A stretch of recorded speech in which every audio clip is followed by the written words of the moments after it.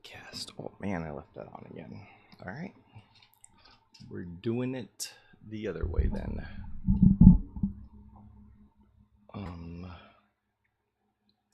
How's it going? Welcome in, everyone. Oh. Oh. Oh.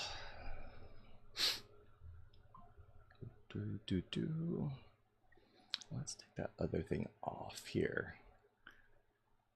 But first, we're gonna go full camera, and then we're gonna go back to the Q&A. Hello, Dragon Alchemy. Interesting.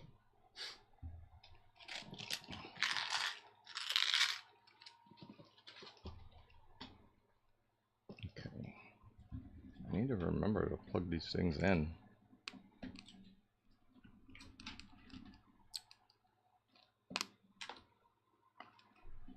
Yeah, I'll go for it. Why not?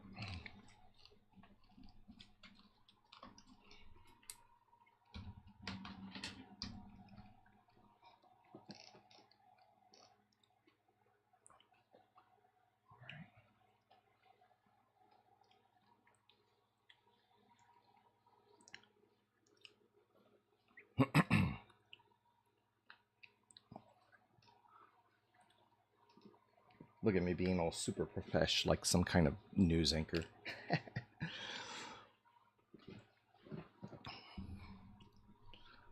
Right. So ridiculous.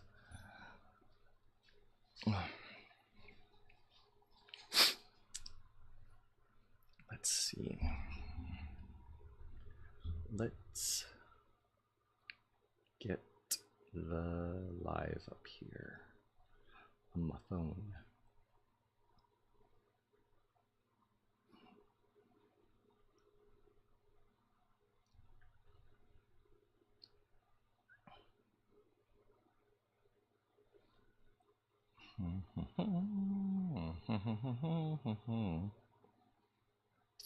There we go. Add story. Oh. Also, ADHD life is definitely more interesting that way. Yeah, right. So, what are your ADHD sort of moments that you know, are interesting? I guess I don't know. For me, right now, at least through some of the discovery, which, granted, I'm pretty early still in the discovery. All I'm getting is a lot of butting heads within myself, you know, especially when it's routines and getting routines started and then figuring out what it is and then realizing I don't want a routine, you know, that maybe I'll just go on the fly.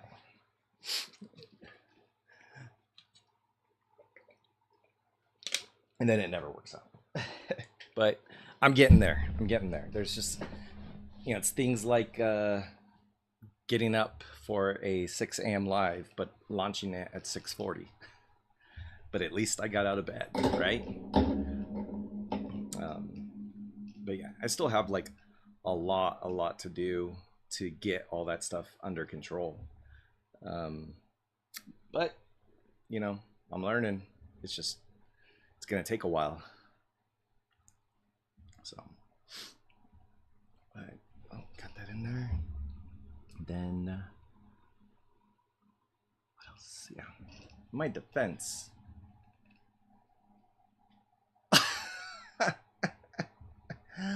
All right, sounds iffy, but sure. This started the experience of burnout. Wow. Burnout, that sucked. It still sucks, but it sucked when it hit. So like, you know, ADHD is executive dysfunction, right? So a lot of the organization of things and all that kind of stuff, of the things that you, you know, work through, the things that you say how you coordinate, how you organize your responses to things, that kind of stuff.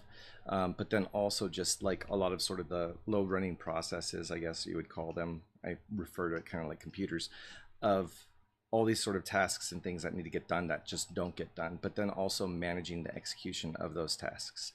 So that's kind of like where the executive dysfunction comes in, is that it just, everything's kind of, you know, shuffled and all over the place.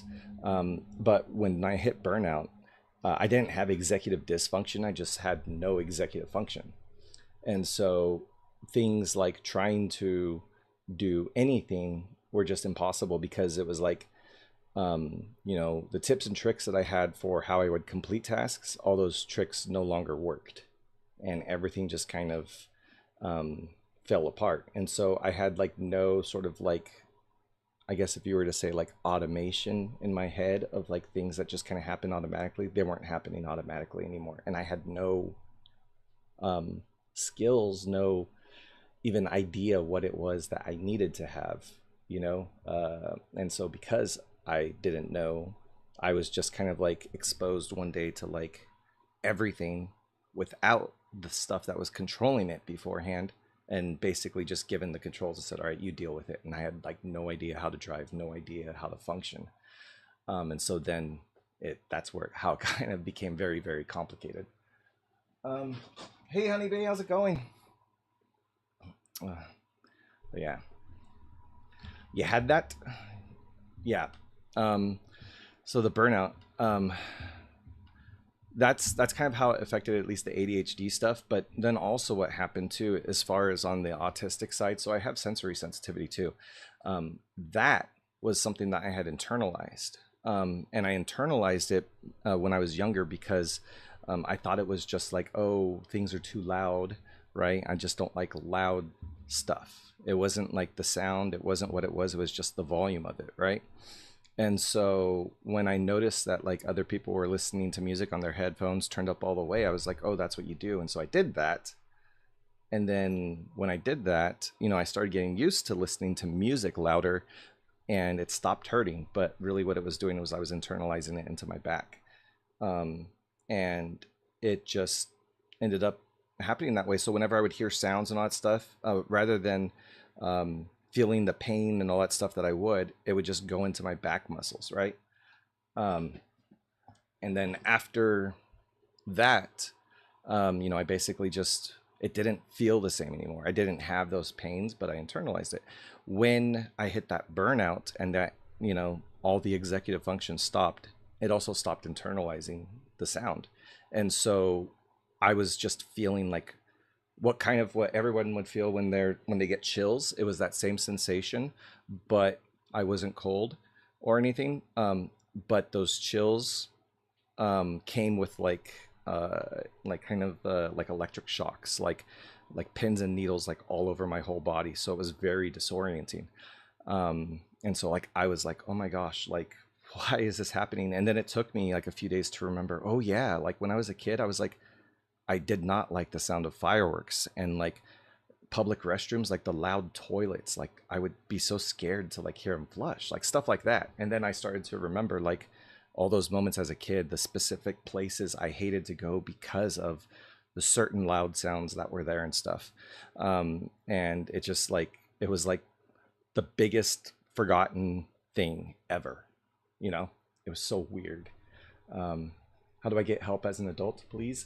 Um, what are you struggling with? You know, um, obviously, like there's lots of help that's out there, you know, but yeah. I can only listen to loud music in headphones if I lower the decibel and settings on my phone. Yeah, see, and I didn't know all that. And see, the thing is like for me, the now it's different, right? So now I wear like these really, well, not really expensive, but some pretty costly headphones because I needed the noise canceling function on them. But I needed it to be one where I can adjust how much noise canceling, um, because all my situations when I need them are different with how much I need to cancel out the noise, depending on if I'm trying to listen to someone or not listen to someone or just hear certain things or whatever. Um, and I when I listen to music there, like it turns up all when it turns up all the way, it's very, very quiet. Um,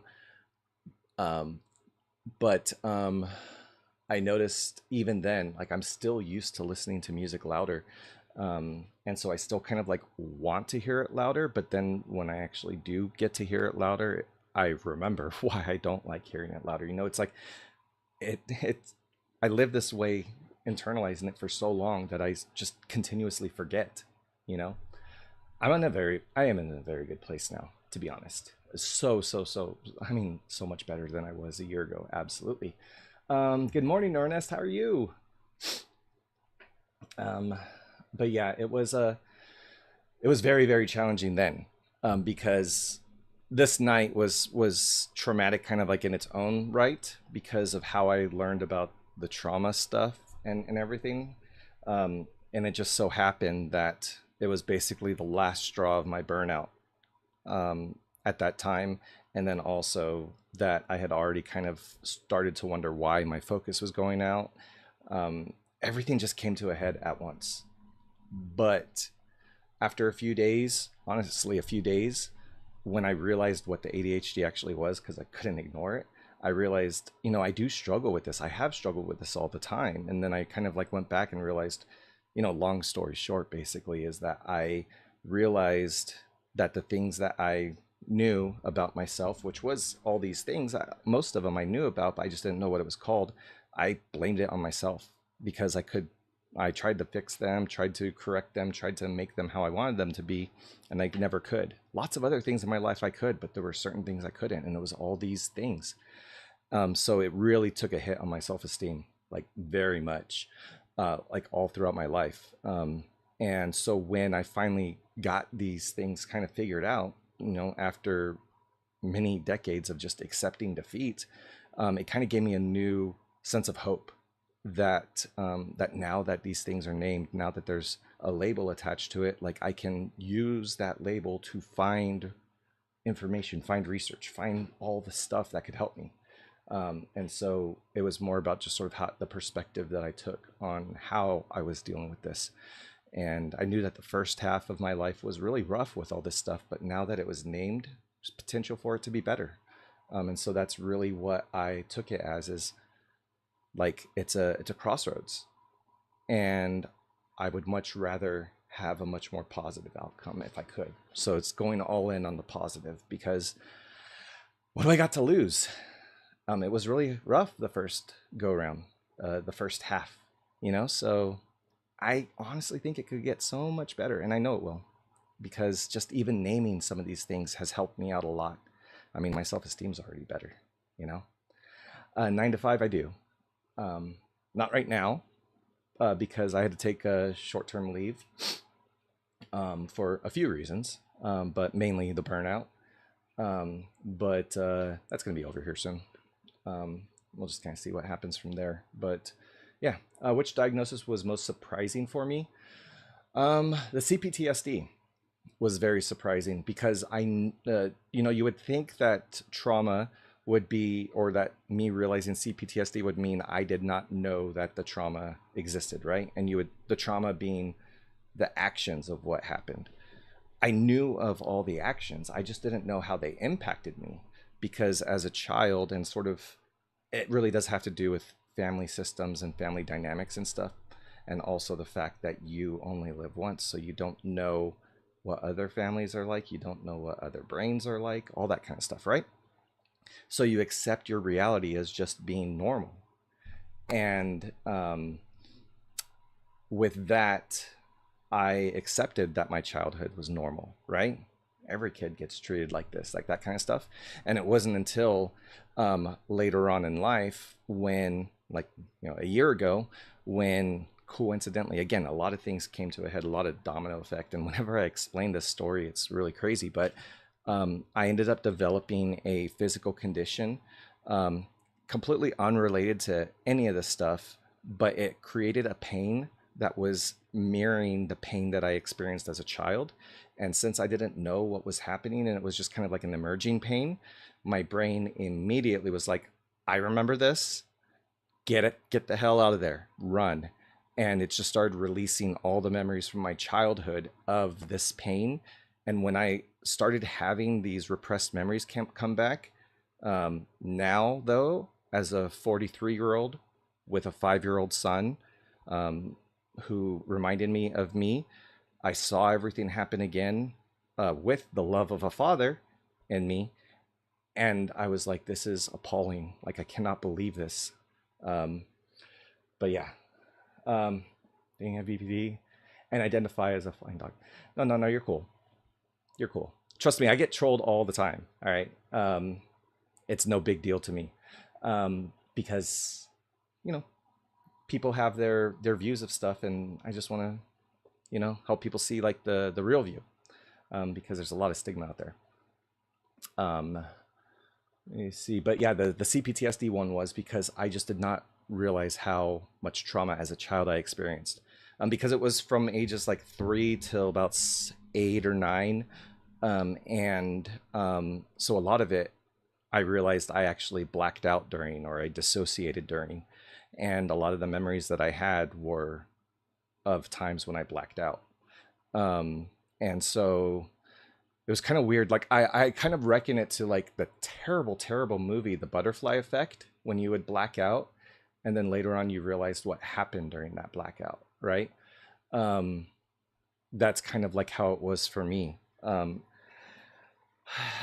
yeah, that's when the dark stuff was there, the really, really dark stuff. Um, but yeah, so that's why it was kind of a surprise, because my brain hid a lot from me. So it was just really weird. Um, I'm starting to remember good childhood memories I forgot about. The thing is like I have so many good memories, and I honestly do. There's photos. There's this one photo I would love to be able to show it. It's like it just encapsulates like what it was like to grow up in the '80s, like the good stuff, you know. And let me see. And it's like it's such like a '80s photo, but I love it. Um, and I did have a good childhood from my perspective. It's like it's not like it was all terrible, but that was what was the crazy thing. I didn't think that my childhood was so bad that I would have PTSD from it.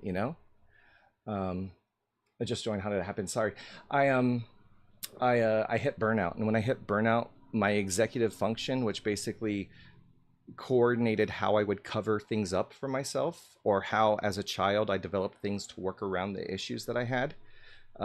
Basically, all those little shortcuts or routines just stopped, and I was like, oh, wait, how come I can't do anything? Like it was a very confusing thing because, um, well, executive function is kind of like this, and I've heard this example kind of used. So if people don't know what executive function is, if I think it was Bianca McIntyre said, it's like telling yourself to, or turning on like the stove, turning on the burner, and then telling somebody to put their hand over it.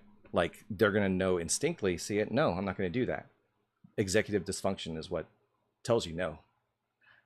Because you think and you process everything about that, and you're like, no, actually, that's gonna hurt. That's your executive function.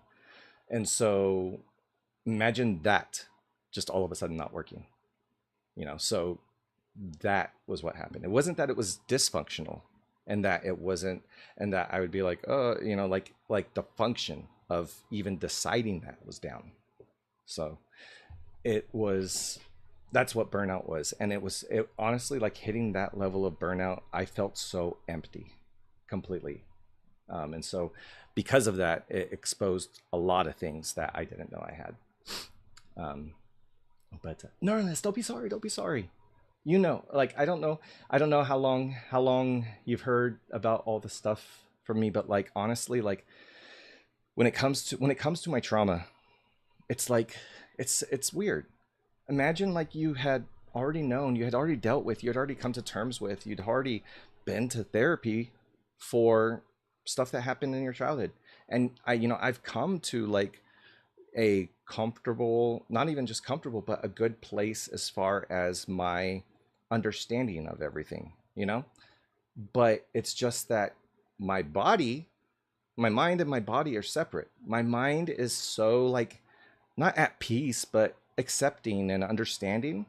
But my body's like, I have a different experience. And it's like remembering, I mean, like not remembering, it has the after effects of it. So like my amygdala is easily triggered, my nervous system's out of whack.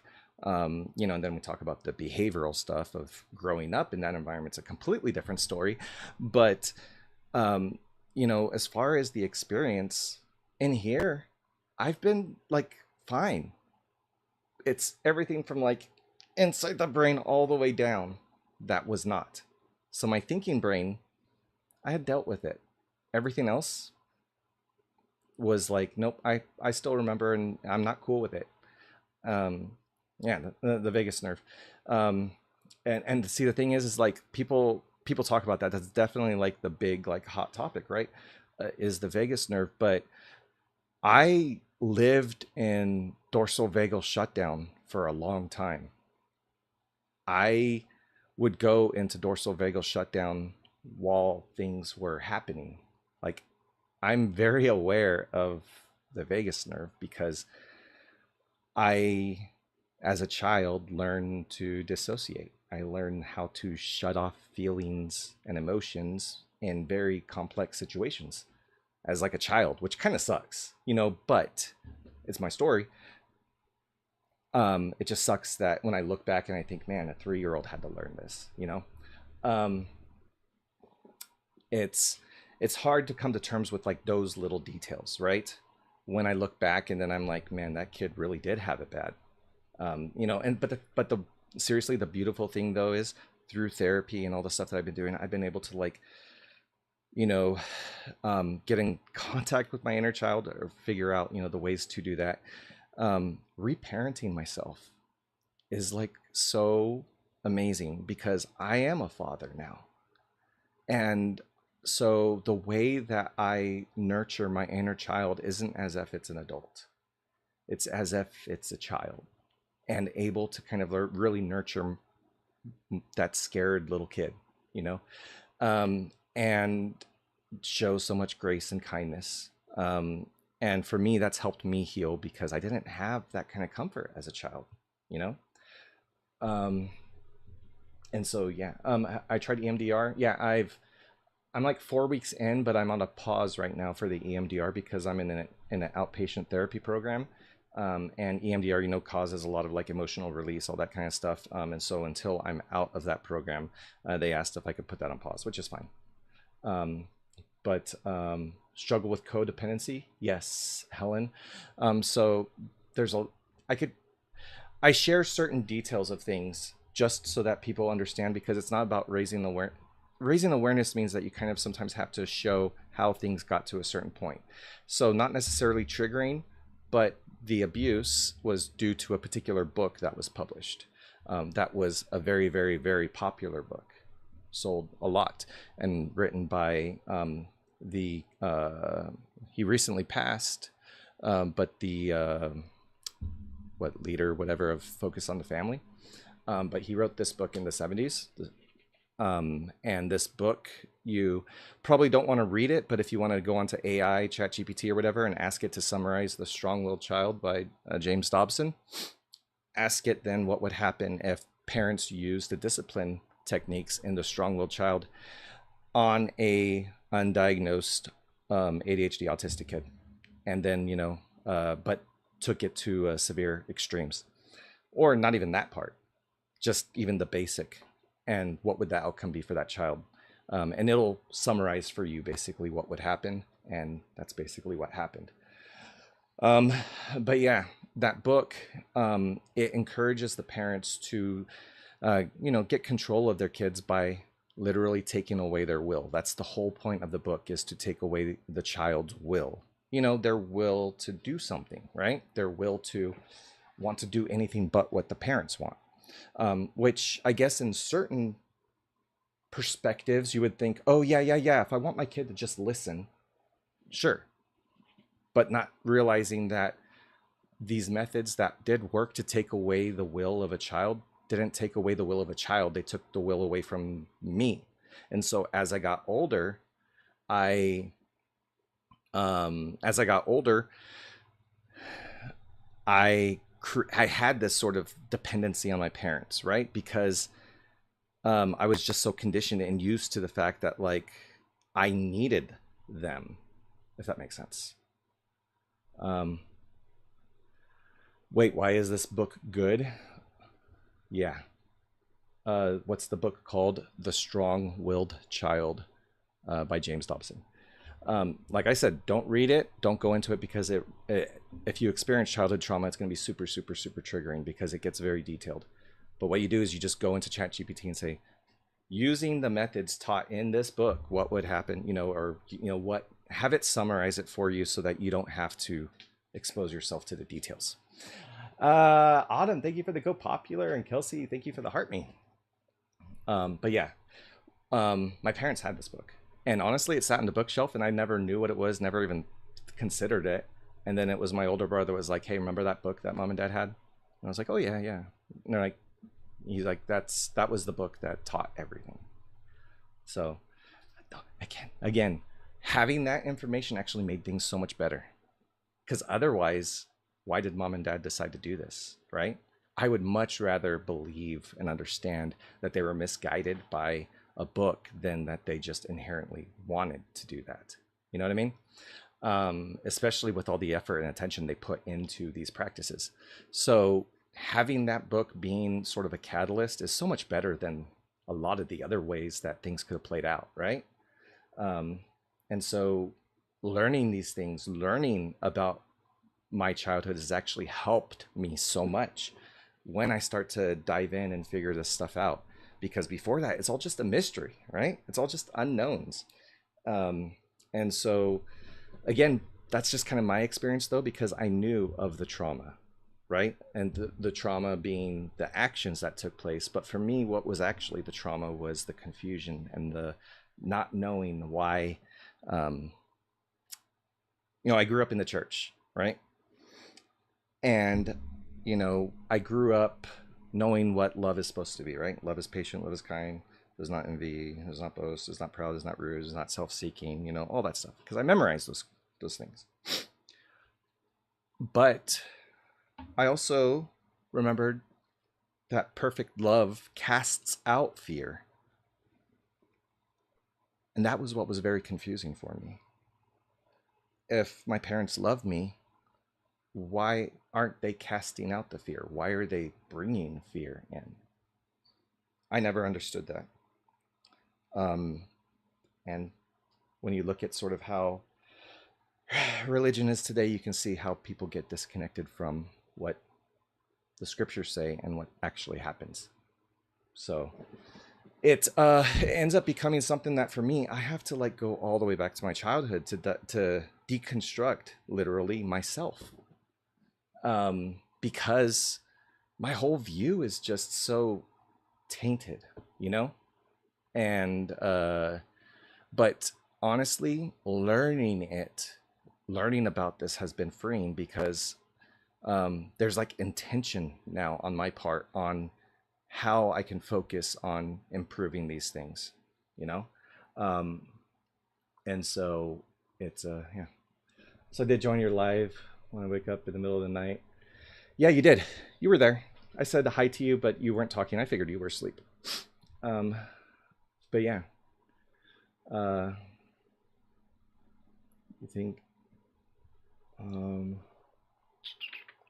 I was codependent my whole life and now I have my husband. So are you still codependent on your husband? I'm not saying that in a facetious way. It's like I realized my childhood trauma definitely directly impacted who I chose to marry, and why and all that stuff. And unfortunately, I'm going through a divorce now.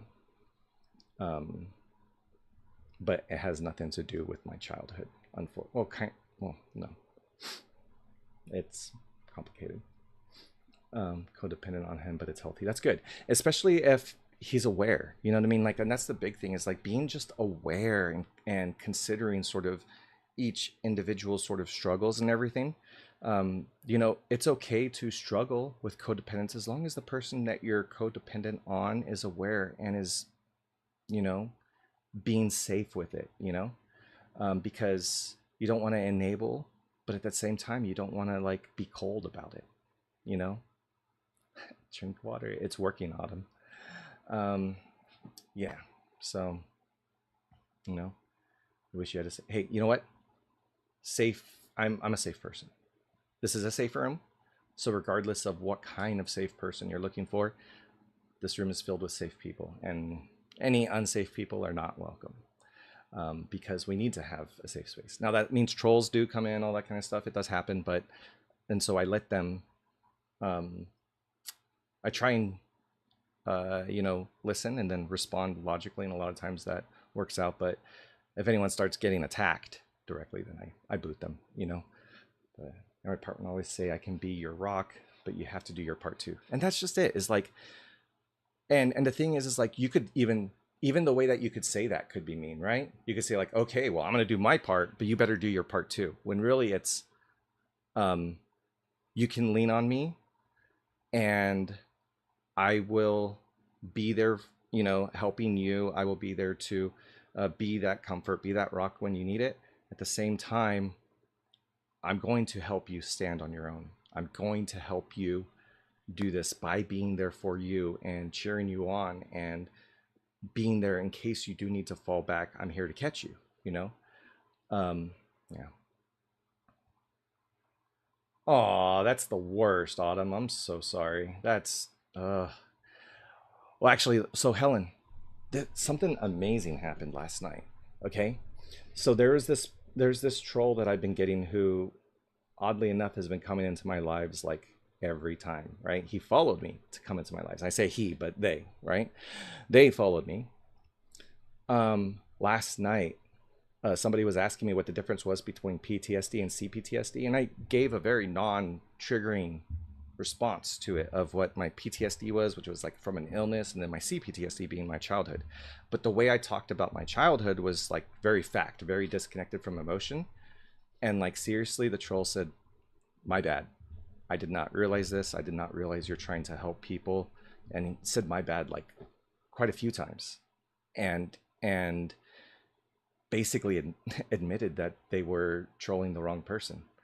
And I don't know, like, that never happens. Now, I do get trolls who just disappear because I logic the hell out of them, right? On how ridiculous it is to troll people who have gone through suffering, who are trying to help other people and all that kind of stuff, because that's just a bad human kind of thing.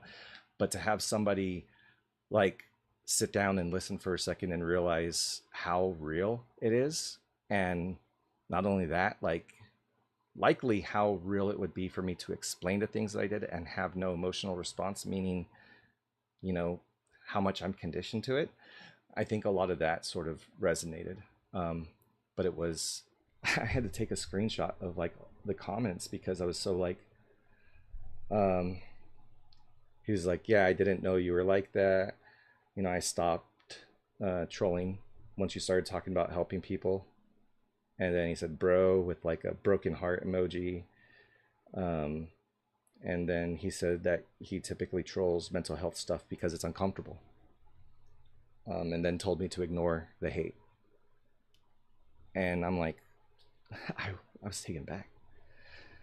Because earlier I was talking about how trolls have gotten soft, which, okay, but then it was like the flip side of my brain was right there, was like, I saw somebody like really have their view changed, at least for me, right? In my situation, may still have their feelings about mental health and all that stuff for whatever reason they do. But that's the thing, is that like slowly, as people are able to get perspective on the reality of these things, that they're not just labels and things that we have or that we talk about, but that there are things that we have no control over, and things that isolate us.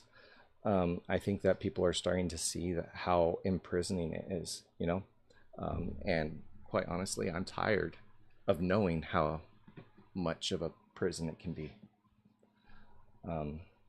So being open about it, healing out loud for me has been the best thing ever, because not only have I been able to sit here and process through a lot of stuff, because I've been going live for like 6 months, and it's not that I had all the answers all this time. I've been going through it as I've been going live. And so it has been healing out loud, but at that same time, while I'm healing, I've been connecting with others who are going through the same things or similar experiences. And so I'm healing, but also recognizing how not alone I am. And others are realizing that they're not alone as well. Because since we don't talk about mental health openly, nobody realizes how many other people are going through the exact same stuff they are. You know, we're separated out to make ourselves feel like we are having some kind of unique experience when really our experiences are the same as many others. You know, call in, how's it going? Um, but yeah, so yeah. So how's everyone doing this morning? I don't mean that in any kind of changing the subject way. Just like, yeah, it's great. Well, yeah, it's great to. Well, that's kind of like a double-edged sword, right? Like it's great to know that other people go through it, and it sucks to know that other people go through it. You know, because you're like, okay, well, I understand that pain too, and it sucks that you went through that as well. But there is a part of you that when you find somebody else who goes through it, there's like such a deep understanding of that person, of not who that person is, but the confusion and the disorientation of everything, you know, because it's things that people can't really understand. Like I, as much as I could try and explain to you guys what it's like to think that you're one neurotype and then realize you're another later on in life, you really never will understand, right? You never really will, unless you experience it. You won't understand. And so I try my best to explain it. Um, but when you do meet people who go through it, it's like, I don't have to explain this to you. You get it, you know. And you spend your whole life trying to bring these things to light, trying to get attention on these things that need help. And so all you're doing is just trying to say, hey, I have this, hey, I have this, and nobody's hearing even just those little signals that you're sending out. And then finally, you don't even have to say that to someone. You don't have to justify yourself or prove yourself, because that person just gets it.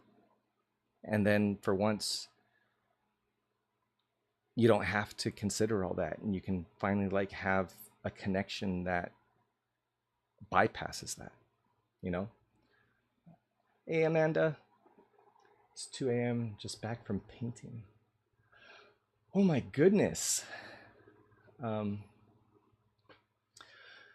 It's a lot of pain. What's the most helpful reparenting tool you've used? I do, well, so, you know, Carl Jung has a lot of shadow work type stuff that he does, you know, and all that. So I've done some similar work with that, but then kind of tying that in with somatic therapies and somatic skills. But ultimately, I've had to do a lot of like, here's what I do, especially in the times when I'm triggered. When I'm triggered, I feel like that is a window of opportunity for me to connect with my trauma. And so typically what I'll do is when I'm triggered and I feel the emotions from my childhood come back, which a lot of times is just more betrayal than anything else, because everything else I kind of processed. That's when I really start to like kind of just like try and do a little bit more mindfulness, and I try and like just like think about things and ponder things. And that's when I just start talking to myself as if I am that child, right? Because I feel like it's like a window, right? And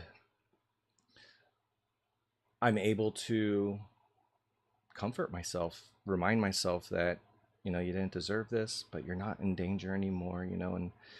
And trying to find ways to introduce comfort, introduce love, introduce compassion for that situation, because those were things that I was lacking, you know, but I didn't know I needed it. Again, it was just life. That was just how it was.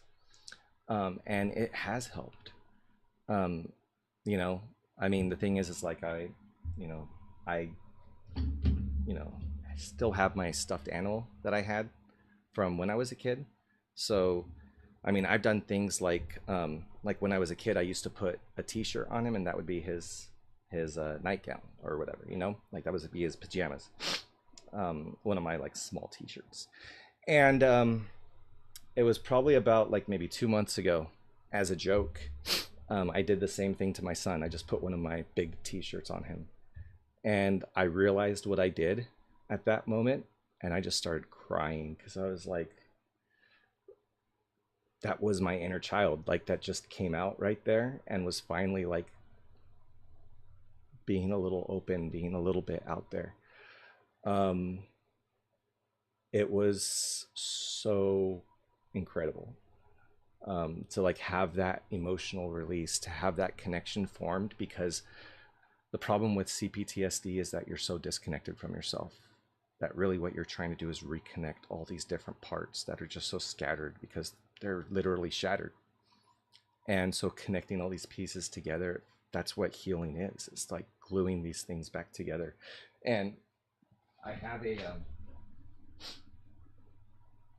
a stuffed animal that I got from Plushy Dreadfuls, and this is the CPTSD one, and it shows all the separation, the cracks, being just sort of how you fragment, and the sense of self, being lost. And for me, something like this helps too, because again, we're talking about my inner child.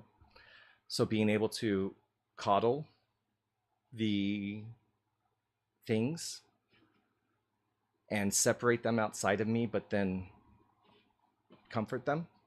So taking my trauma out of me, but then holding it and nurturing it, like things like that are really helpful, because for me, like my body needs the symbolism, it needs all that, because again, it's a disconnect between mind and body. These things really do help, you know. Yoga helped CPTSD, yeah. So I mean, I did a dialectical behavioral therapy. I'm actually in the therapy program right now, doing it for the second time, and a lot of the DBT skills were based off of Eastern practices and stuff like yoga, and like Buddhism and everything. And so a lot of those things truly did help me too, because it helped me process and understand emotion, but then also understand mindfulness and the ways of being able to calm yourself now and how to handle yourself now. And and seriously, it changed everything for me. That therapy model, DBT therapy, without that, I would not be in anywhere positive, to be honest with you. So it takes a lot of things to get back to healing, and you can't just take like one approach. You have to recognize your mind, your body, your even different parts of your mind. You have to like really take care of all these different aspects of yourself to be able to heal. Otherwise, if I'm just worried about the actions of something, well, I'm not healing the emotional part of it. There's just so many different facets to it, that it's just really important to like kind of really observe the overall impact, recognize the overall impact in all the different ways, and try to stop that cycle that you're already in of panic and fear and dissociation. you know a reborn doll for therapeutic purposes. um, I love these dolls. I have, you can see I have a few more back here. This one is autism, this one is ADHD, and this one is dissociation. um, and I bring them out like all the time, but they're very, very helpful for me. And so the thing is like when I'm having those times when I am parenting my inner child, I'm usually like surrounding myself with that stuff and really just trying to talk to myself as if I'm a child, but I am the parent. So it's not like I come out and start acting like a kid. It's I turn into the parent and I give myself the self-talk that I needed. I give myself the words, the affirmation, the encouragement, the validation that you don't deserve this, that it's not your fault, all these things that I have to tell myself because I never heard it. And I need to hear it because that is the reality. That is the truth. I didn't deserve it, but I never heard it.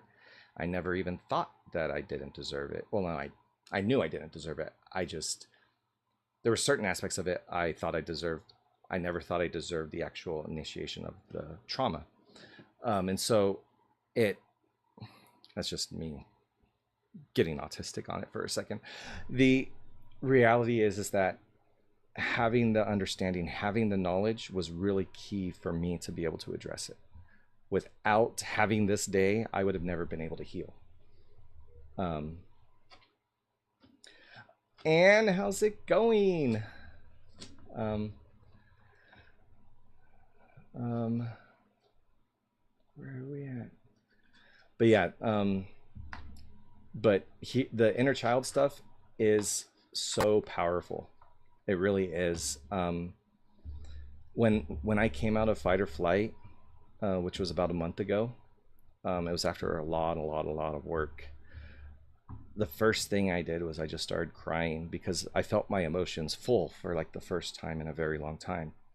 And I was finally like just processing what seemed to be like my whole childhood, like just having like a really good cry, a really, even saying I didn't deserve this, and all that stuff. Like I felt like it was all the culmination of a lot of emotions, a lot of stale, scabby emotions that had just festered and finally just getting released and being processed.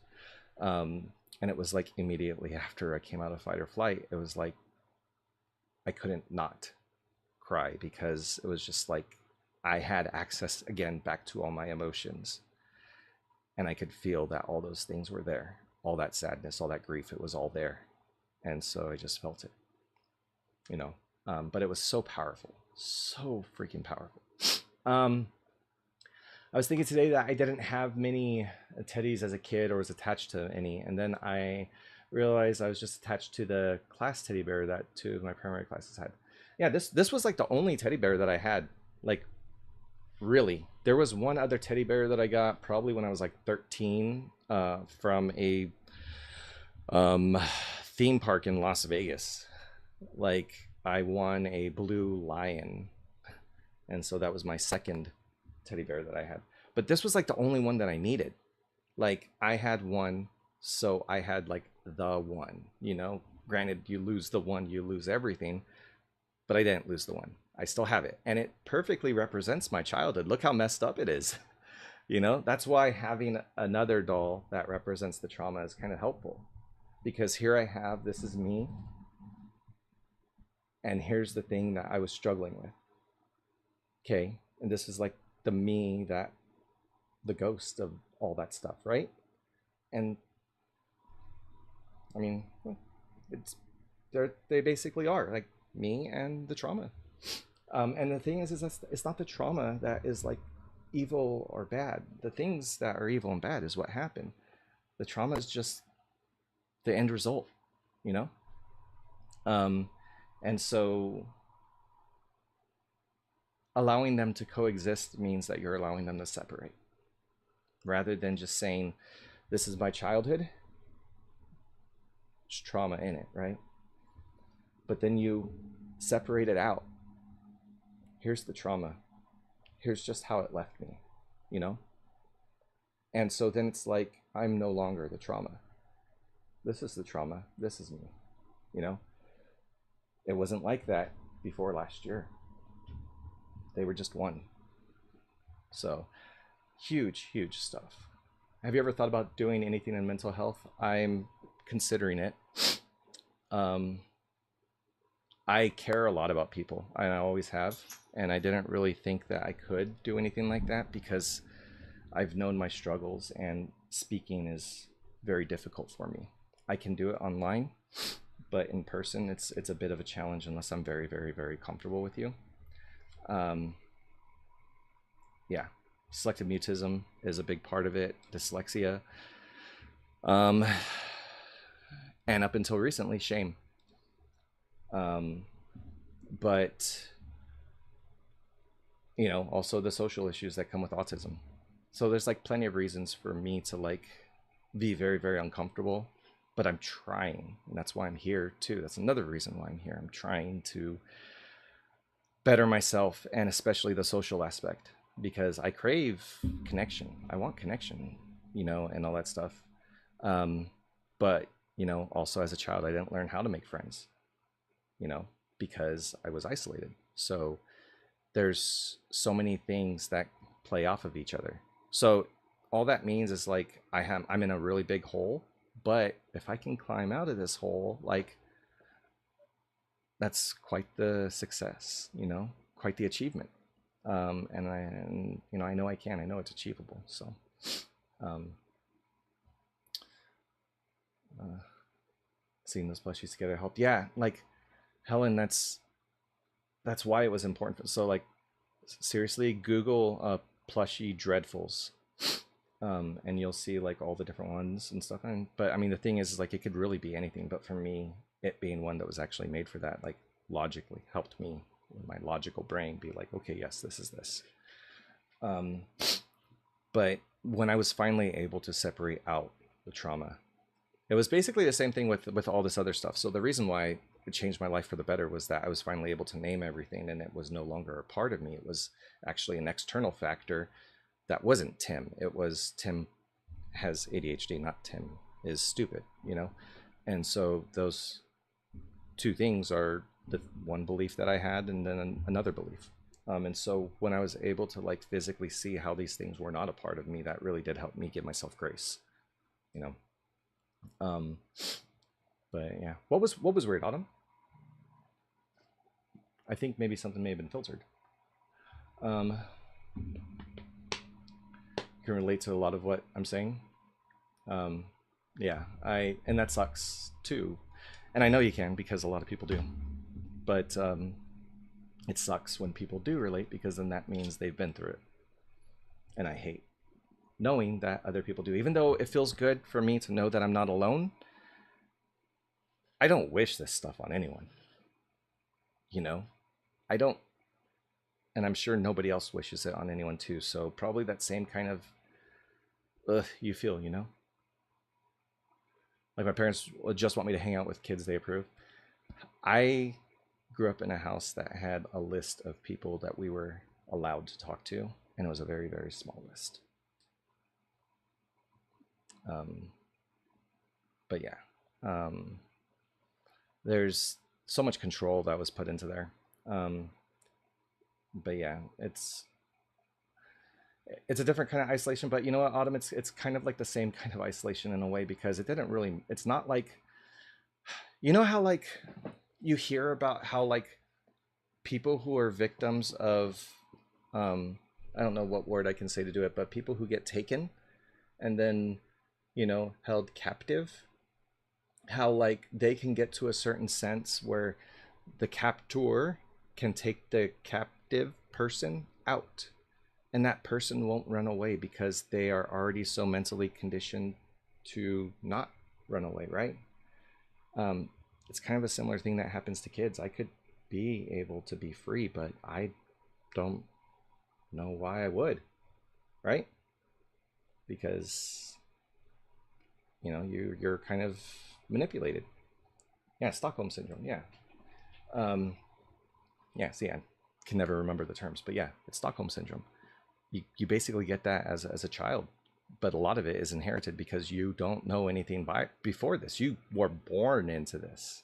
This is life, right? Alina, how's it going? How are you? But yeah, so I mean that's kind of like where it becomes complicated. It's just like the perspective, you know. You kind of still feel that way, Autumn. I would still feel that way if it wasn't for everything from last year, you know. Alina, thank you for the heart me. Um, but I mean also at the same time, you do take care of unhealthy relationships, right? And that's freeing. So I don't have to, and that's the best part is being a big kid now. I can make my own choices. Alina, thank you for the roses and becoming the title gifter. um, how's the lives going? You getting lots of I don't know, having lots of fun? Because going live is fun, especially when you have things to talk about. It's only if it's only bad, it's fine, but there's always some good to come with it. Yeah, I feel like I kind of got all the good that I need out of it. You know, I'm just like, eh. It also helps that one of them's gone. You know, not helps, but I mean, makes things easier, I guess, to kind of deal with in the immediate. But yeah. Um, oh, helps. It's complicated. Honey Bae, thank you for the heart. Me. Um, yeah, it's like they didn't call it complex for no reason. How is being a dad with autism? Is it hard? The only the only thing that's hard is the sensory sensitivity. That's it. Because I will get down when it comes to playing with my kids. Like we will have so much fun, and like I genuinely love being a kid, being playing and just being silly. And I get to do that so genuinely and so authentically with them. Um, I love it. So for me, it has made that part probably so much easier. Um, the only thing, sensory sensitivity. These kids are loud, and my son, when he plays video games, he's always like yelling last second. And so, like, yeah. Uh, oh, yeah. Thank you for the finger hearts and the rosas, and you're a title gifter for both of those as well. Getting that gift gallery lit up. Is that all the stuff I'm supposed to say? Like, I honestly don't know. uh, yeah, thank you. Big kid too, but I'm 66. Well, I mean, I'm a big kid and I'm 44. We're all just big kids at this point, right? Because I mean, we're just older versions of ourselves that we were back then, who then from that moment for some reason learned reasons to not be the way that we were as far as enjoying life and everything. It's like, well, how about we just dial back the reasons why we were told to calm down and to stop doing that and to just, pipe down, and how about we just be our authentic selves, you know? Because, like Alicia says, homie, I'm always going to be a big kid. I threw in the homie, though. Autumn, autumn, autumn. That's right, it was the 4th. Happy birthday. I did say it then, didn't I? Or did I not? I don't know. It's been like a crazy last few days. But if I didn't say it, happy birthday, Autumn. Autumn had a birthday recently, 4 days ago ish. Happy birthday. Good morning, Tucker. So glad I'm letting her cutting off family is hard. It is. And see, here's the thing. I have 6 brothers and sisters. And unfortunately, every one of them is a trigger because every one of them grew up in the same house as me. And so it's hard because I don't have anything against my siblings. In fact, I should empathize because we dealt with a lot, although they all say that I got it the worst. Um, it's hard because I can't see them without seeing my parents. I can't see them without remembering being there, And it's like I've had to tell only my older brother the real reason why I can't talk to them. Everyone else, I have to just be very vague about why I'm never texting anyone, why I never hang out. I tell them just things like, yeah, I had a really bad childhood and it's just really hard to remember a lot of stuff. My older brother is really the only one who knows the integral details of the actual traumatic events.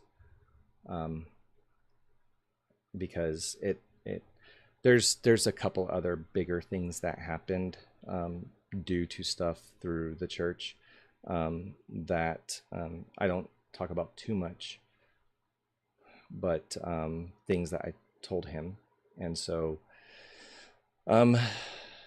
things that I don't want my other siblings to know.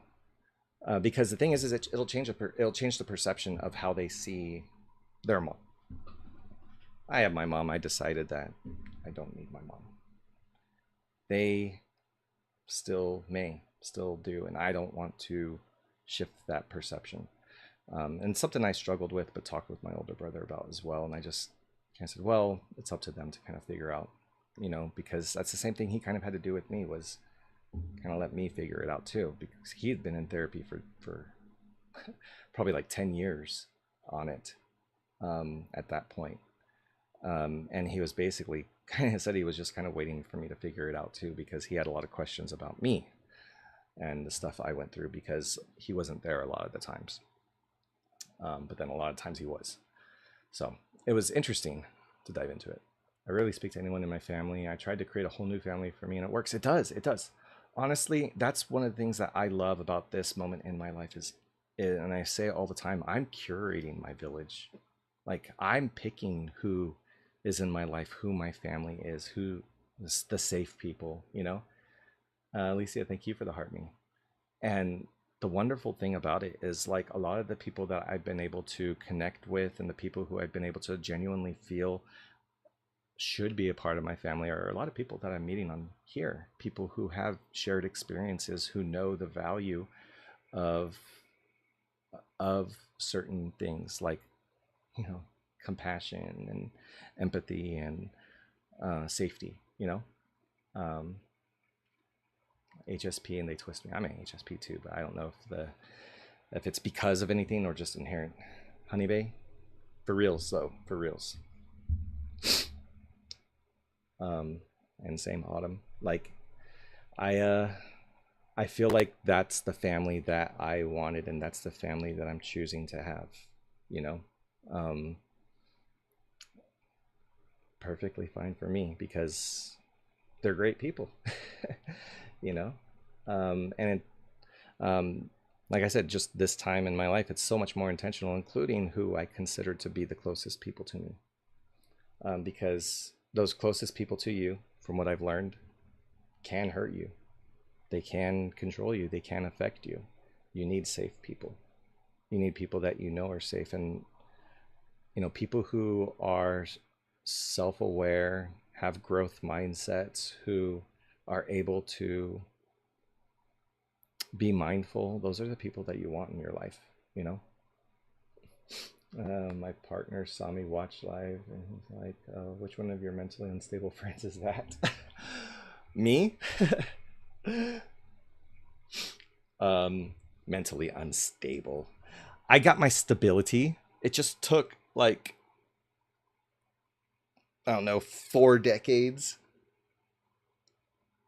You know, actually, wait, 80s, 90s, 2000s, 2010s, 2020s. Okay, so 5 decades of work. But still, I got the stability ish. You know, I think for the most part I don't get triggered that often. The only thing that triggers me is physical sensations that I cannot stop, because of, you know, internal pain. Yeah, we got there in the end, yeah. But besides that, like um the amount of like work that I've done and the emotional regulation, and also the like the understanding of what trauma does to the brain, so now I have like literal understanding of trauma. Like I just see it all play out as being trauma, and so I just identify it as, oh yeah, I'm feeling the traumatic effects of my childhood right now. So it's like, oh, I feel physical sensations and I feel a lot of like panic, I feel a lot of this stuff, and I just name it for what it is. I just don't live it, you know. And I've been on live a lot of times where I've been triggered and I'm like shaking. You can see my whole functional neurological stuff, motor stuff starts going crazy, and it's like, yeah, I'm traumatized right now. Any questions? Anyone want to know what I'm feeling? And just calm, sitting down. Oh yeah, you know, so like right now I'm getting an overwhelming sense of sadness. I feel a lump in my throat right now, you know, and yeah, it's weird. I feel like somebody who is crying right now, even though I'm not, you know, because like right away I identify this is a trauma response. This isn't real, and so like my brain's like, well, I'm not gonna cry about it then, you know. Um, but then there's times when I do need to cry about it for therapy reasons. But like again, if it's a trigger that's external, a trigger that's not my brain triggering because of needing to heal, but because of say sound, it's like, well, this is not the right time for me to be breaking down into an emotional fit. So gotta name it as trauma, understand it, accept it as such, and it gets a little easier. Physically, it's still completely painful. My whole nervous system spikes, and like, you know, I get that pain. My whole body starts to shake. My muscles start twitching like all over, and it, you know, my neck tightens. And so I do like lots of like neck twitches and stuff. But I'm in my prefrontal cortex and I'm emotionally regulated. At least I got that right, and that's a big part of it. like, you know, to be able to stay regulated.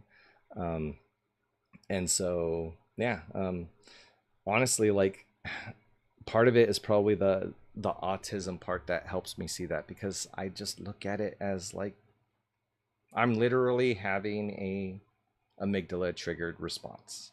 Like my amygdala is triggered by my CPTSD. Okay, yeah, so then it's not a real current fear, you know? And so it's like I'm kind of using like these things that I have kind of to themselves. Now, do I know, again, these are probably emotions that I need to process, right? But I'm going to be doing EMDR and all that stuff too. But it's like in the moment when I need to function right now, I need to go pick up my kids from school. Now's not the time for a trauma trigger. It's like I can name it for what it is and be able to kind of bypass the emotional aspect. I can't stop the physical stuff. You know, my nervous system is on its own, but at least I can control through that window of tolerance. I'm able to control the emotional response. And I just learned that window of tolerance was actually the actual real terminology used. But yeah, it's basically just the time in your trauma response where you have a certain period of time before the hypoarousal and the hyperarousal becomes narrow and narrower, to where that's when you're kind of in a traumatic state of bouncing back and forth. But you can find yourself in a space where you can regulate. Can't regulate my body most of the time. Sometimes I can. If I do like a cold shower or something like that, I can regulate sometimes. But a lot of the times, by the time I get to any kind of physical type of trying to calm things down, so like physical distress tolerance skills. So if I try any of those, like usually by that time it's pretty late in it. But like I said, being able to at least control the emotional part is pretty big. Your dogs regulate you. Yeah, my dog definitely helps until he barks. then it's a little different. But no, he's he can tell. That's one of the things I love about dogs, how empathetic dogs are. Okay, now here's the thing. It's like there's no way that people cannot believe that dogs have empathy. Okay, because you already know dogs get excited. You see dogs get excited, right? You see them jump up and down and do all that stuff, and that's emotions. You know, these are emotions. Dogs have emotions. And then dogs also are very caring, right? Dogs are also kind of walk up to you and sit next to you and, you know, comfort you. They come up and they lay down next to you. It's like, yeah, dogs have a strong sense of empathy. Dogs are amazing creatures. I'm doing well, Tucker. How are you? Back, just taking a 5-minute break. 5-minute break from what? What do you got going on today? Oh crap! 7:47. I did not realize how late it was because I started late. I'm gonna have to be going. You have a busy drag week? What do you got going on? I like, do you? I'm curious. Do you have like? Do you perform like at different places, or is it just like the same? Like what kind of like? Because it's more like a understanding like the what does busy mean kind of thing. Um, moving bedrooms. Oh, animals are better than humans a lot of the time. You misspelt all the time. Trust me, I've met a lot of humans, and this room aside, they're all pretty bad. We may as well just write them all off. Not really, but the majority, the normies. Okay, and 4 shows this week: Wednesday, Friday, Saturday, and Sunday. Awesome. Sounds like fun. Where's my water?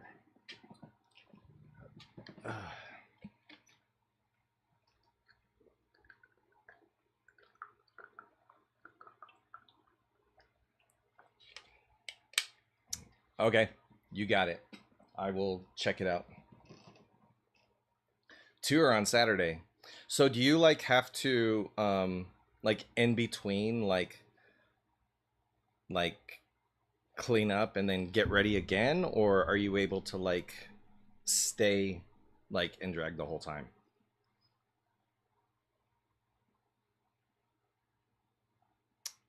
Oh man.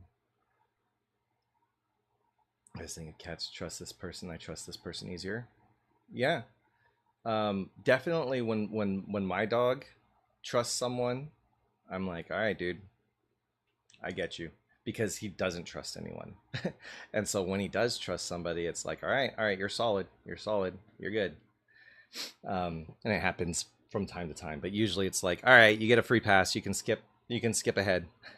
The dog says you're okay. Um, yeah, but it turns out you have a heart. And I knew you had a heart. I just knew that it was somewhere deep in there, you know. I knew you had a heart though. Just really, really, really, really, really deep in there. No. It beats loudly, okay? So one brunch at 10 a.m. and the other is a Saturday night lip sync party. Oh, okay. Yeah.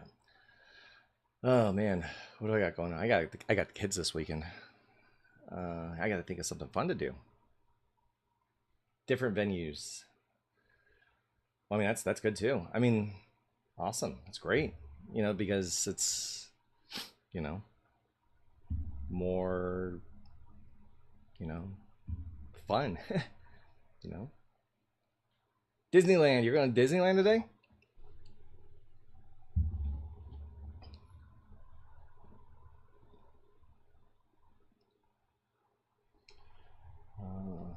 Skating, roller skating.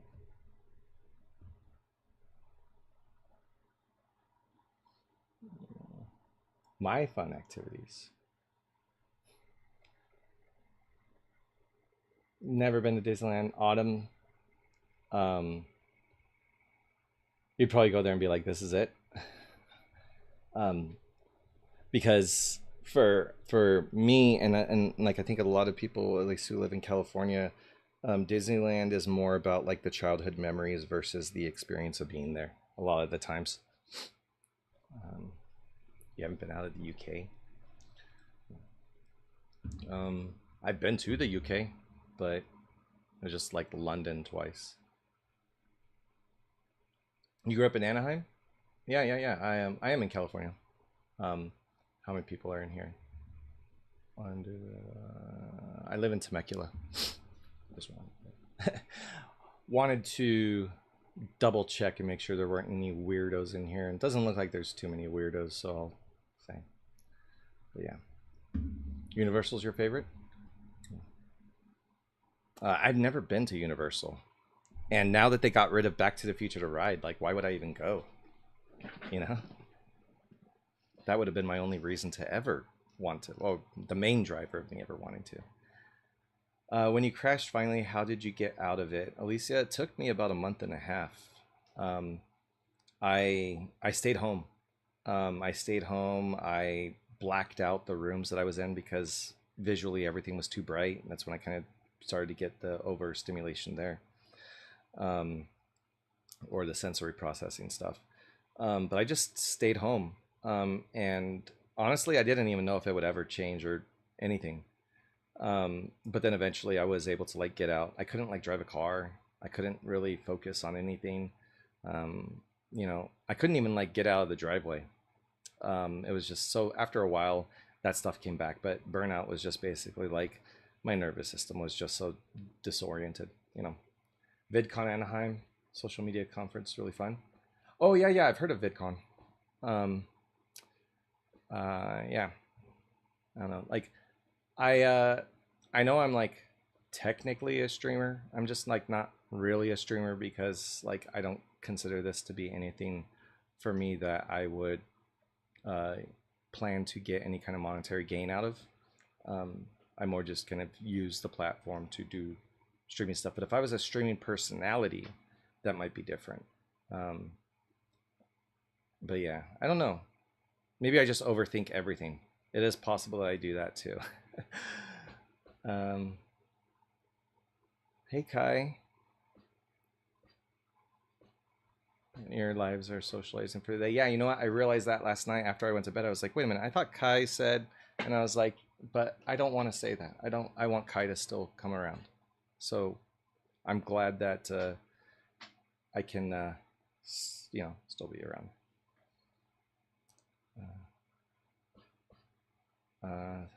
Kind of gone the last 3 years and don't do crowds, but handle it just fine. Yeah, that's another thing too. The crowds, especially now. So like, I went to a conference. Uh, First one I went to since my sensory sensitivity. That's when I had to buy the expensive headphones. Your brain is so tired because of overthinking. Yeah, and that's usually how I go to sleep is doing all the overthinking. Type 20 words per minute. Speedy. That's fast. I'm over here like, not really, but I just type with like 2 fingers. I don't type proper. So it's also messy. Sleep for a while, then wide awake. Yeah. When you wake up, don't get on your phone because then you won't go back to sleep. Um, yeah, the thing is like here's the thing. I feel like a lot of it has to do with scripting, right? At least for me. So I script and then I talk. When I'm typing, I'm scripting while I'm typing and I'm just going back and forth too much. And so I feel like it just becomes difficult where on average, the amount of words per minute is going to be less because I'm going to end up deleting and changing things so many times. So on average, words per minute is probably like significantly low. Which lives as I'm in England, lots of you guys in America. Yeah, I would assume probably from, well, yeah, what New York is only like a 4 hour difference, I think, or 5 hour difference. I'm in California, so it's a 8 hour difference, and yeah, or I think it's 8 hours. So yeah, like right now it's almost 8 a.m. Which crap, I gotta go. But yeah, the time of the days and all that stuff. All right, and have a good day. Message me on Discord if you need anything. You too, Kai. All right, you gotta make sure the kids are taken care of. Um, Also, dyslexia can affect typing as well as ADHD. Yeah, my dyslexia definitely comes out in typing too. Rico is definitely 3 hours time difference from California. Yeah. Um, just glad I left Florida. It was bad. Oh my gosh, Tucker, I can only imagine how much better it was to get out of Florida. You only hear about negative things happening there, you know, and certain things. Love you too, Kai. Um, yeah. Uh, Epilepsy, ADHD, CPTSD. It's great. So I have non-seizure seizures. So almost twins there with that one that I didn't put up there. So I have a functional nervous disorder or a functional neurological disorder or a functional motor disorder. They're kind of referred to in different ways, but basically non-seizure seizures. So the Chinese have a saying for Florida too. And then that stuff. That's a great saying, whatever that is. I'm gonna have to copy that so then I can see what it is that Autumn is saying. Oh wait, I could just click on see translation.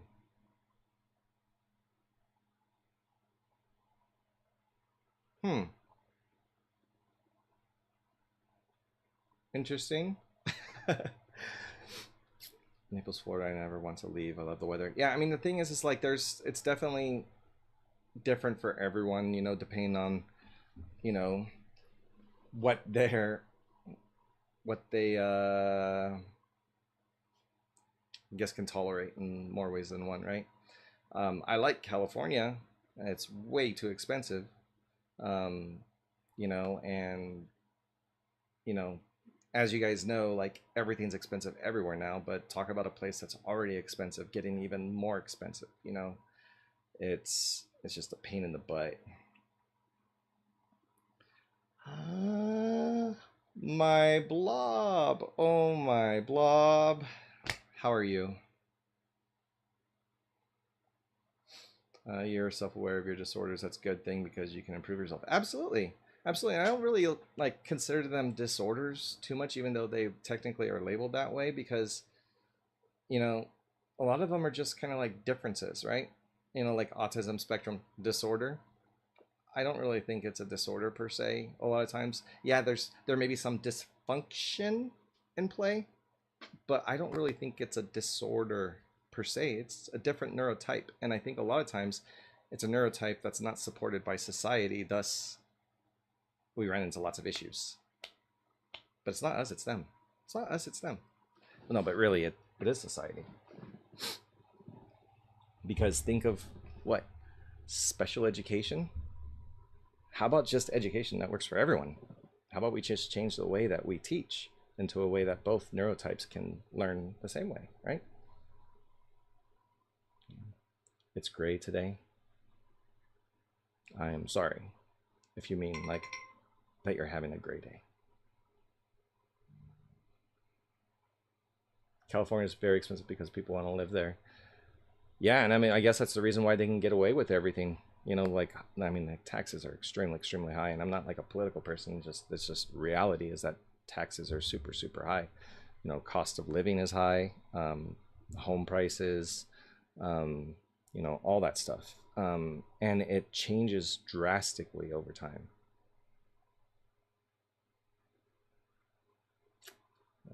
What am I not reading? Oh, it's gray, Tim, today. Dyslexia, I'm telling you. But hey, whatever, Kai.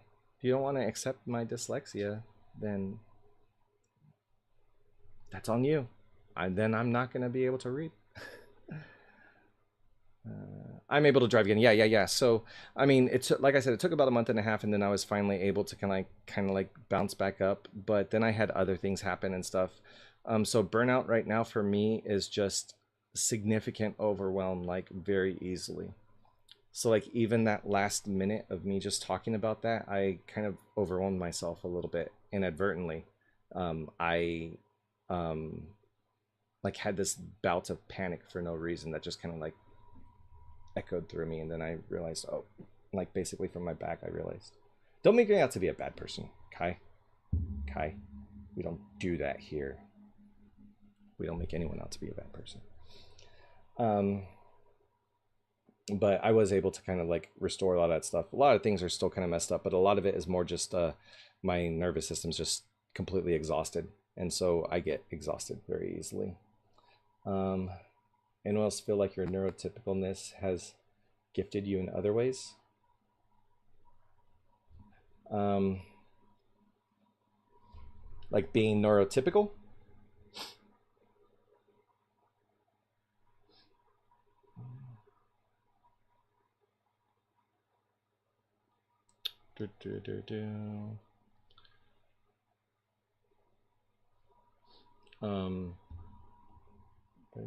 That's my career in spite of all challenges. I don't know how.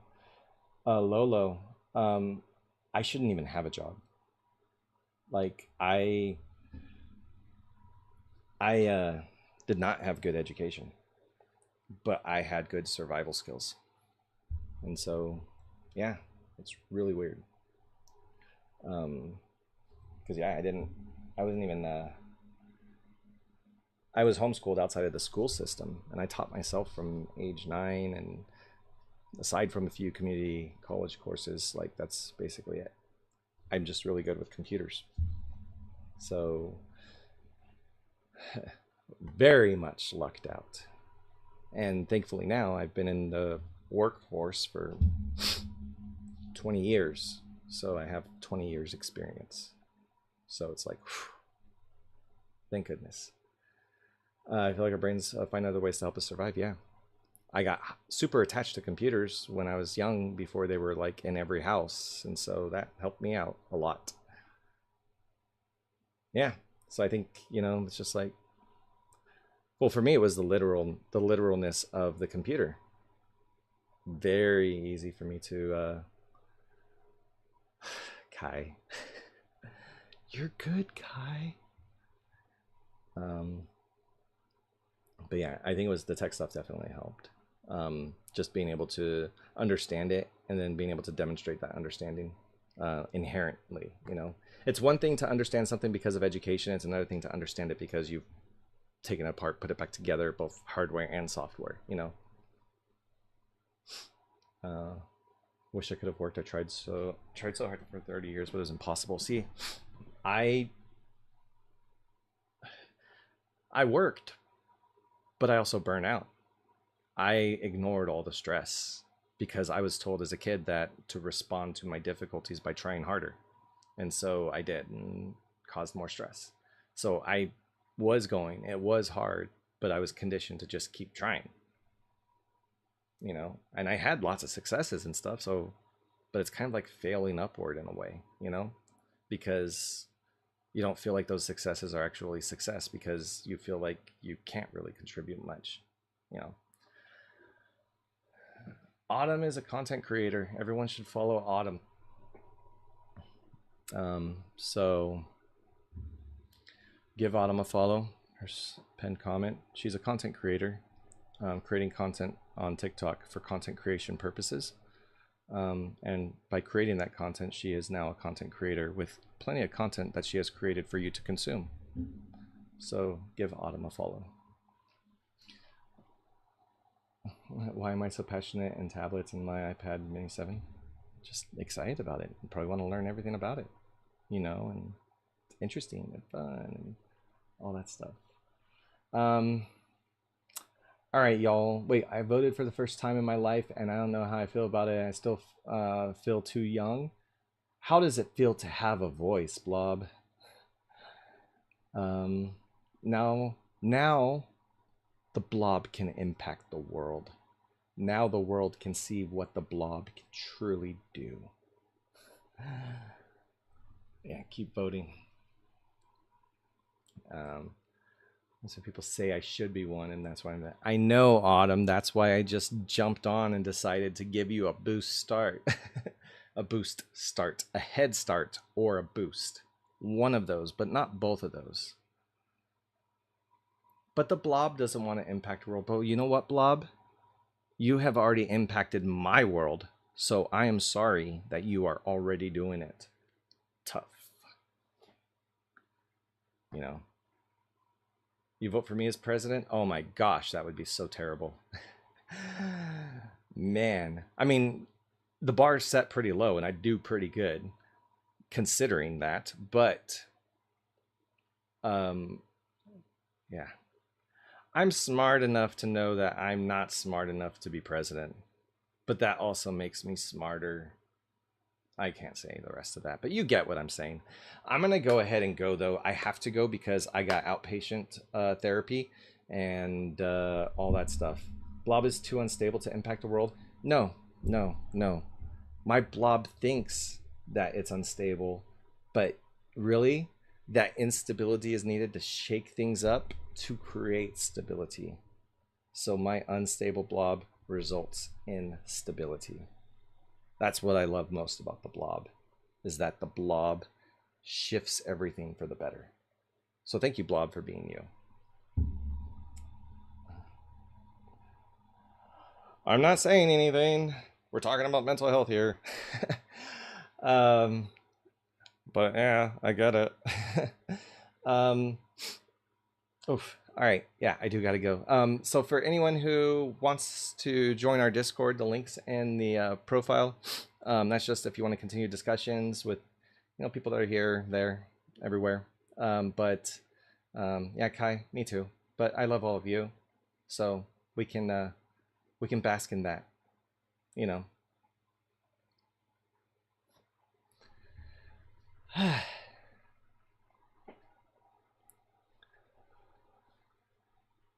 Kai, what's going on?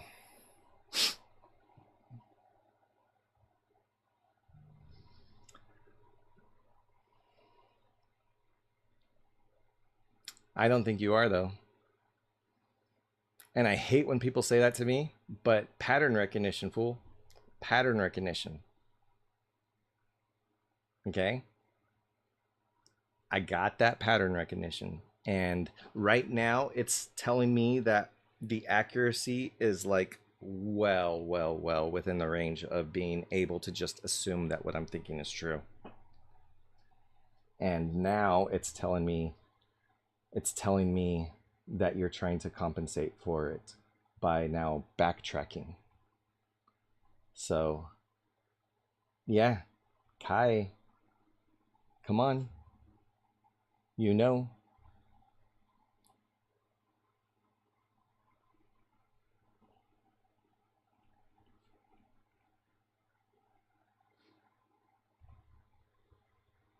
I know. I know. But I don't think that it's just that. I think that's just the um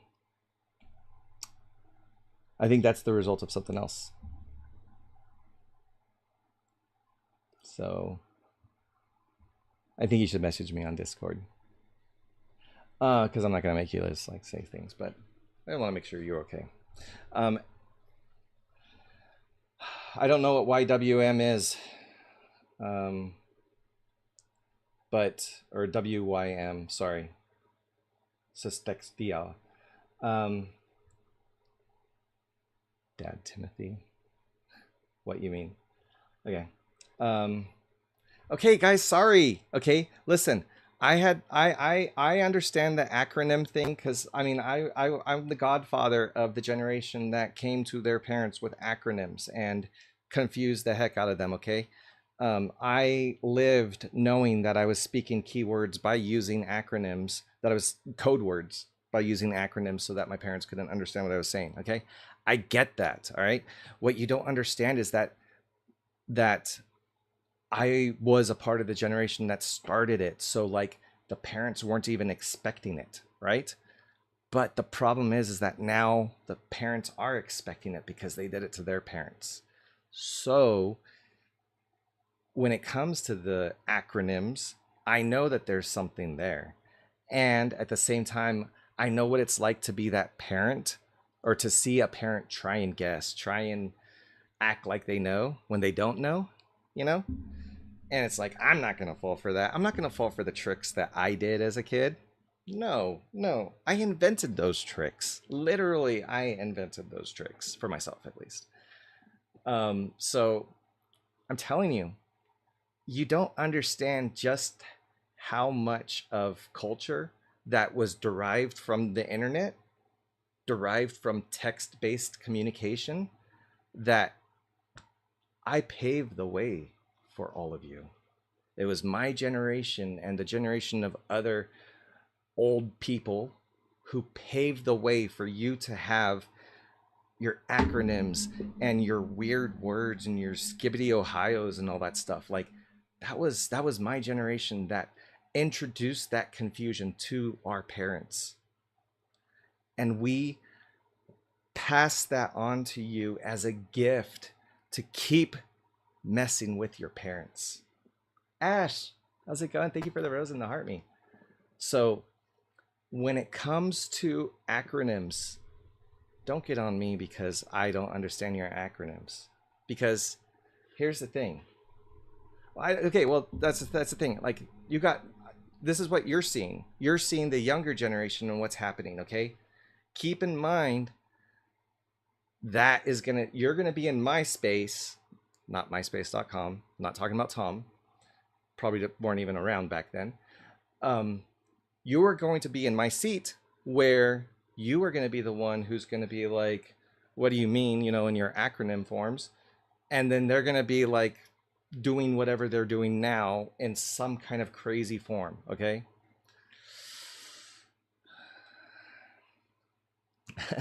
So thank you for being you, Ash.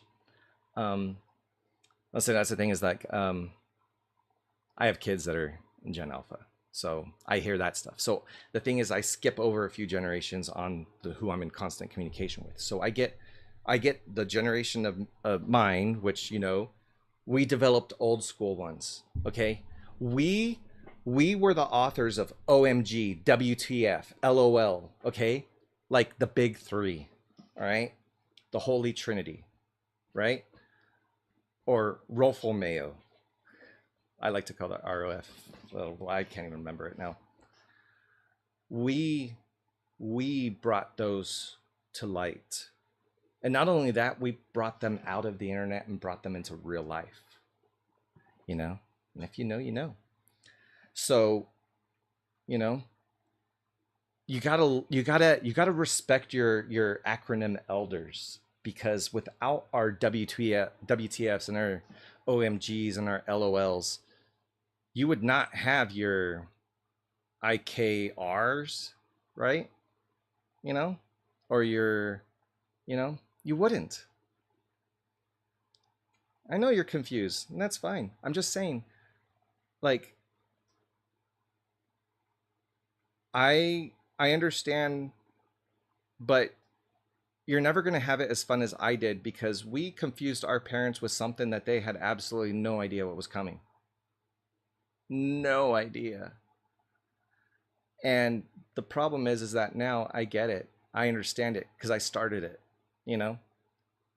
And so now I'm that parent, except I don't fall for the bait. What if I said I didn't have Discord anymore? Would you believe me? Kai, I would not be too thrilled with that, but whatever you chose to do, you would choose to do. I mean, who am I to say that you should have less freedom than the little freedom you already have, you know? Um, Snap God King, hey, sorry, seems sad. Used no cap correctly the other day. You were so proud. Bet? I don't know. I don't really know what I'm talking about, to be honest with you. But the thing is that that's what's the best part about it, is that my parents wanted to act like they knew, right? I'm totally fine not knowing and just sitting back and looking proud at the generation being like, we did that. We did this, guys. All of us who, paved the way, who had to dial up to the internet, who remember the modem sounds, who was on AOL Instant Messenger, who was on AOL before Instant Messenger was a thing, who was on all these different communities, who we gave you life on the internet. Okay? We gave you everything. ICQ, I did need to go, Kai, but now you guys got me on a tangent because of the acronyms that were being used, and then the condescending nature of the response when I said I don't know that. I mean, honestly, me saying that I didn't know that is the correct answer. That is the way out of the trap. My parents never figured that out. Just say, I don't know what you're talking about.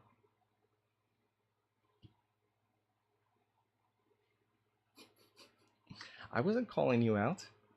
I was merely pointing out that there's something going on and that I know because I have pattern recognition. The Clippy.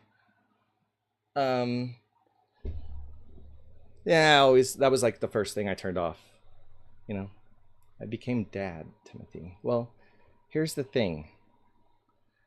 I have to tune into both parts.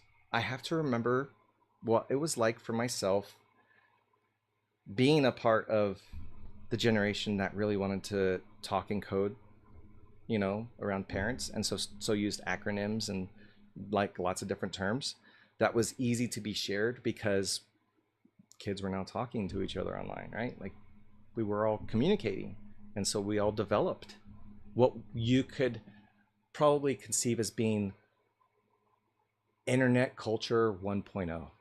We came together as kind of like a consortium, and we decided this is what internet culture is going to be like, and then we let it bleed out, just like in the movie Tron, into the real life. Ash, thank you for the goats and the you're awesome. So I'm telling you,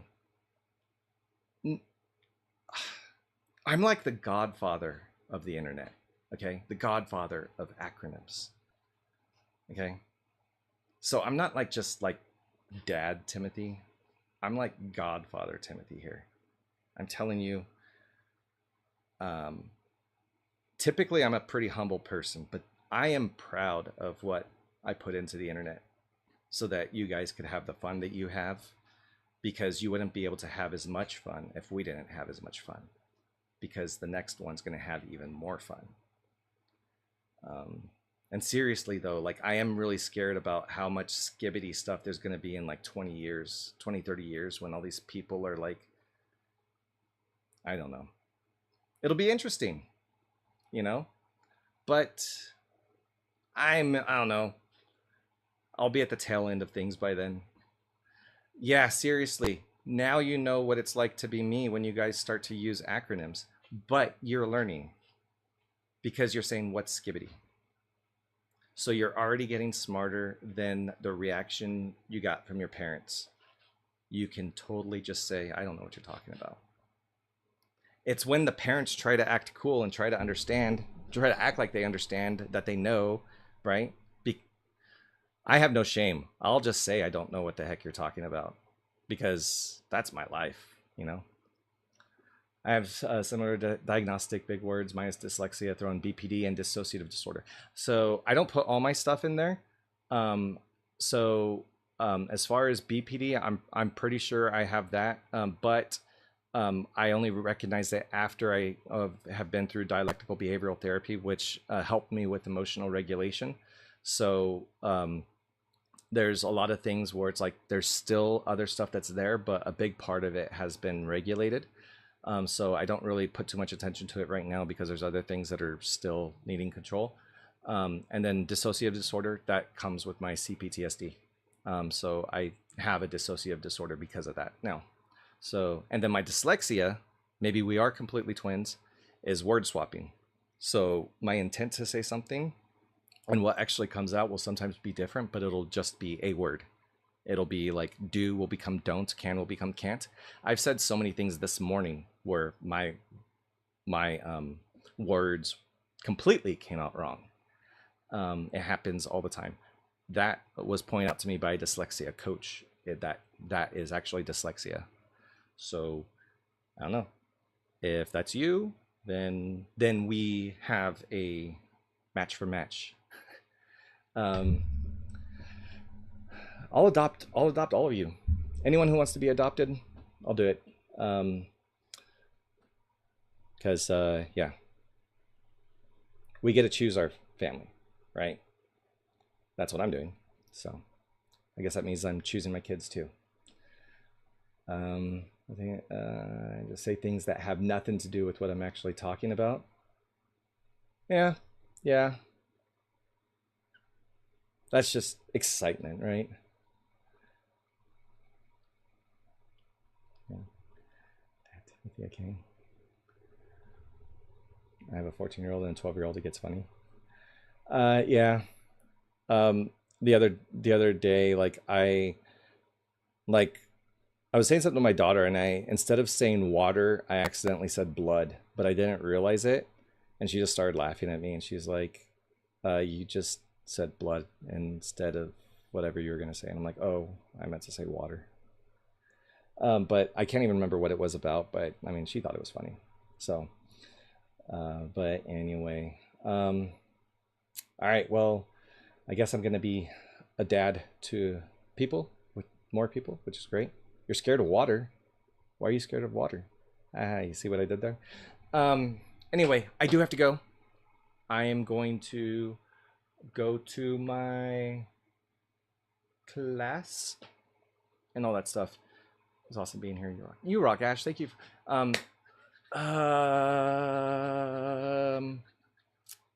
Let's see.